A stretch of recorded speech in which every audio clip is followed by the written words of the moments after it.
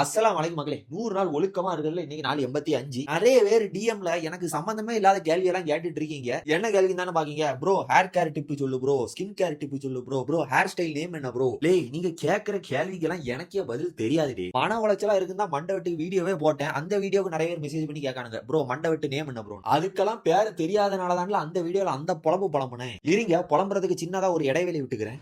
கருப்பனுக்கு ஜம்முன்னு ஈரல், நமக்கு ஈரலுக்கும் ஆகாது. ஆனால் கருப்பனுக்கு ஈரலுக்கும் ஆகும்னு நினைக்கிறேன். பார்ப்போம்.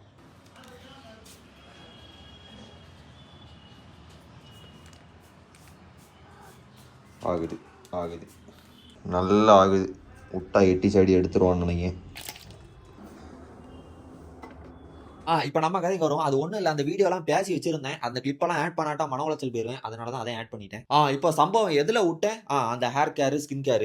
என்கிட்ட எல்லாம் சும்மா ஸ்கின் கேர் ப்ராடக்ட்லாம் கொடுத்தாலே நான் பண்ண மாட்டோம்ல. அவலத்துக்கு சோம்பேறி பிடிச்சவன் நல்ல ஹெல்த்தியா சாப்பிடுங்க. அதுதாண்டே ஸ்கின் கேர். சும்மா பஜ்ஜி போண்டா பீஸா பர்கர்லாம் தின்னுட்டு ஸ்கின் கேர்னா எங்கடே? சிக்கனு முட்டைலாம் சாப்பிடுறது கெட்டதுன்னு சொல்றவங்க தான் ஸ்கின் கேர் ஆனுன்னு கேக்குறீங்க. என் வீடியோல டெய்லி பாருங்கடே, ஸ்கின் கேர்லாம் பண்ண மாட்டேங்க. நான் சிக்கன் முட்டையை தான் சாப்பிட்டுட்டு இருக்கேன். அதுக்குன்னு கேஎஃப்சி கபாபு முட்டை போண்டாலாம் வாங்கி சாப்பிட்டுட்டு என்ன ப்ரோ ஸ்கின் கேர் வரல அப்படின்னு சிக்கனு முட்டைலாம் சாப்பிடுறது முக்கியம் இல்ல, அதை எப்படி சமைச்சு சாப்பிடுறோம் தான் முக்கியம். இவ்வளவு சொல்லியும் 2-3 நாள் கழிச்சு எனக்கு மெசேஜ் வரதான் செய்யும், ஸ்கின் கேர் என்ன ப்ரோன்னு. அக்கா நான் ஷார்ட் டெம்பராக்கும், நானே கோவப்படக்கூடாதுன்னு கொஞ்சம் கட்டுப்பாடோட இருக்கிறேன். பி கேர்ஃபுல், அவ்வளவுதான் சொல்லுவேன். வரட்டா, ஒழுக்கம் முக்கியம் மக்களே.